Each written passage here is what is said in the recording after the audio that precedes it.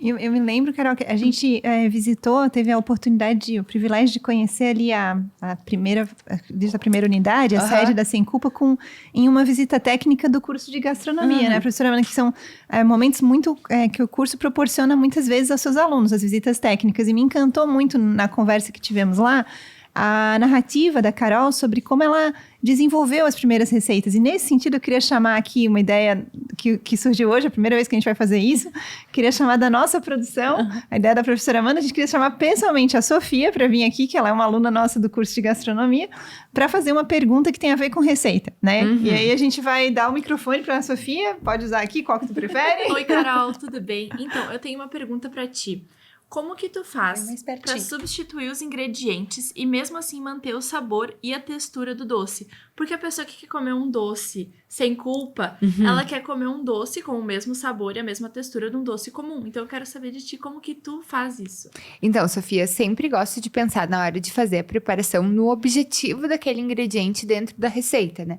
Vocês que estudam gastronomia sabem que muitas vezes o objetivo de um ingrediente na receita não é só ele não tem só uma função, né? Muitas vezes a farinha de trigo, por exemplo, ela vai dar estrutura, ela vai dar leveza, ela não vai dar sabor, justamente ela tem um sabor neutro.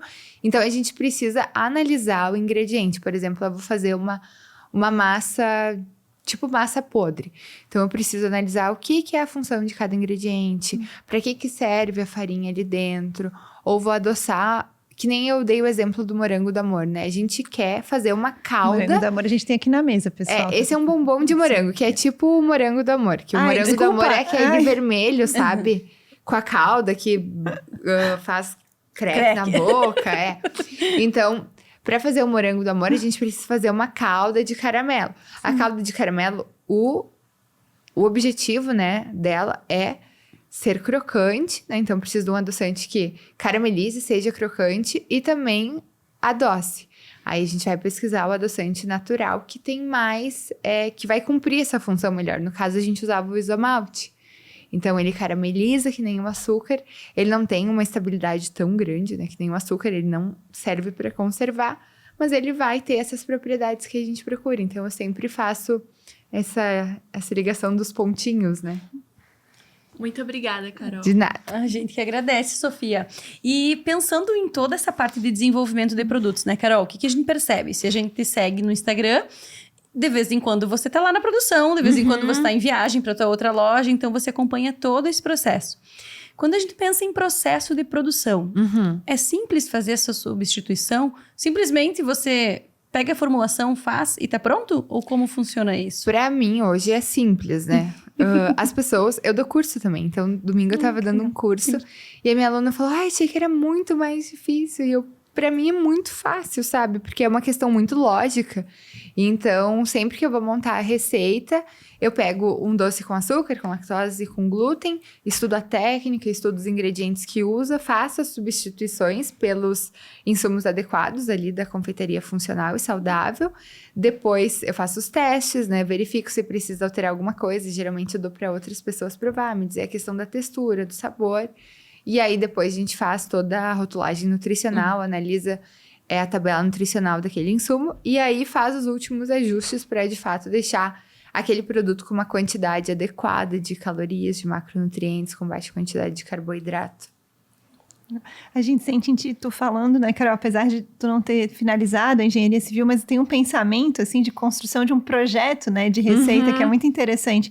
E nós estávamos conversando um pouquinho antes, a gente teve essa oportunidade, a Carol estava falando o quanto ela estuda para entender esses componentes que vão nesse alimento, né?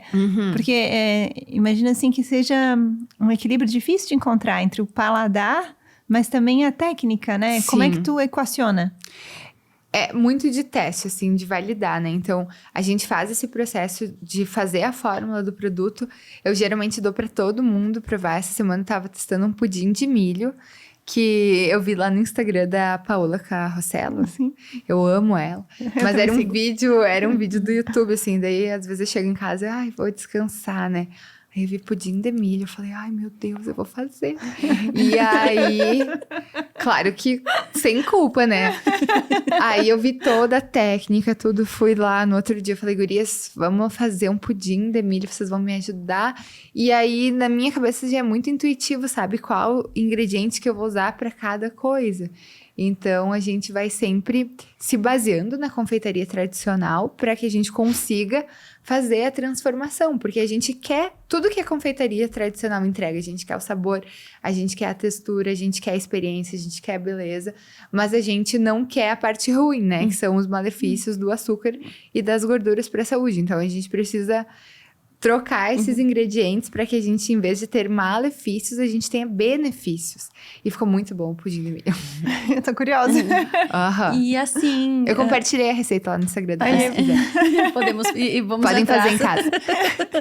Então já fica a dica, né? Que qualquer pessoal, um pode fazer em casa. É o arroba o quê? Arroba sem culpa? Tá no meu perfil, Coradini Carol. Coradinho Carol. Eu sempre vou compartilhando, assim. É que não tem como... A gente percebe na tua vida que não tem como desligar o que você faz com o que você é. Sim. Né? Inclusive, teus hábitos são muito saudáveis. Sim, eu tenho que ir na academia todo dia e fazer 1000 coisas. Isso aí.